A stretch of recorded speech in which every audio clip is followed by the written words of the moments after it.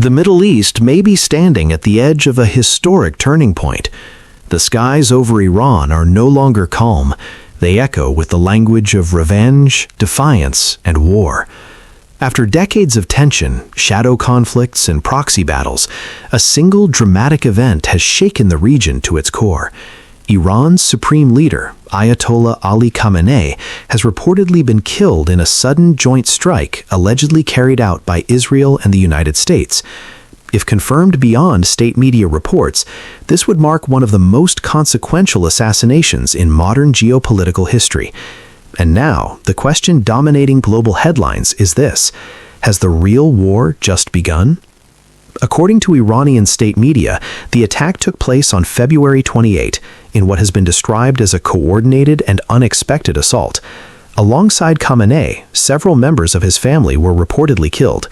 The strike is also said to have claimed the lives of Ali Khamenei, secretary of Iran's Supreme National Defense Council, and multiple senior commanders of the Islamic Revolutionary Guard Corps.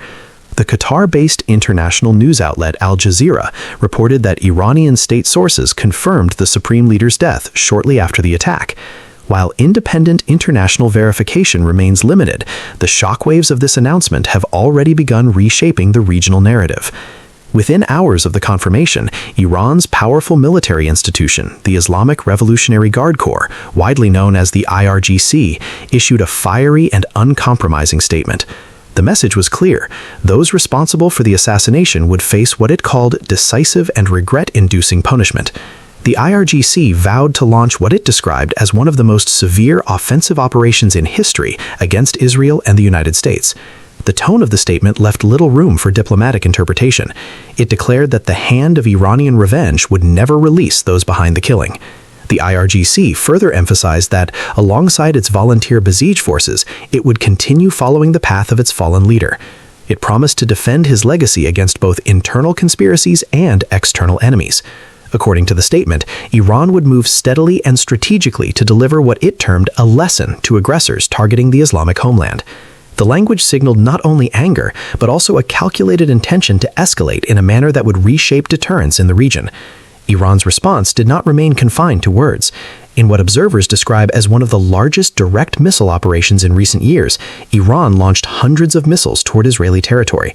Iranian sources claim that multiple strategic sites were successfully hit, though independent assessments of damage are still emerging.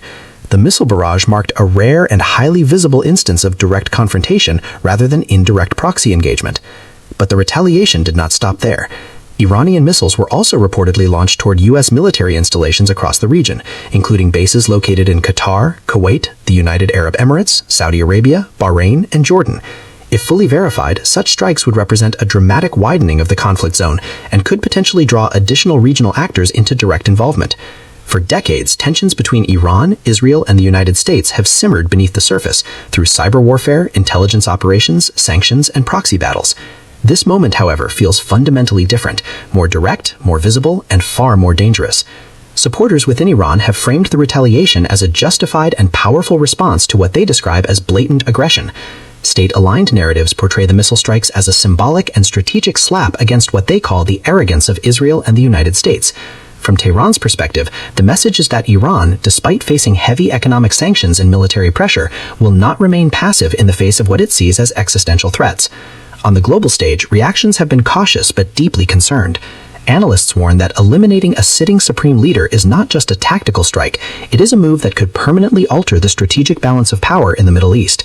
Iran, often described as economically constrained compared to the combined strength of Israel and the United States, has now demonstrated a willingness to engage directly and forcefully. Such boldness is rare in modern geopolitics, especially against two of the most technologically advanced militaries in the world. At the same time, uncertainty remains. Independent international bodies have yet to provide comprehensive confirmation of all reported casualties and strike outcomes. Diplomatic backchannels may already be active behind the scenes, as global powers attempt to prevent a wider regional war. Energy markets, international security alliances, and global trade routes could all be affected if escalation continues unchecked. For now, the world watches closely. Iran's leadership structure faces a critical transition, and the IRGC's next steps could determine whether this crisis stabilizes or spirals into a broader confrontation. Will this become a prolonged regional war, or will strategic deterrence and diplomatic pressure contain the fallout? One thing is certain, the Middle East stands at a volatile crossroads. The coming days and weeks will reveal whether this is a moment of symbolic retaliation or the beginning of a far more dangerous chapter in global history.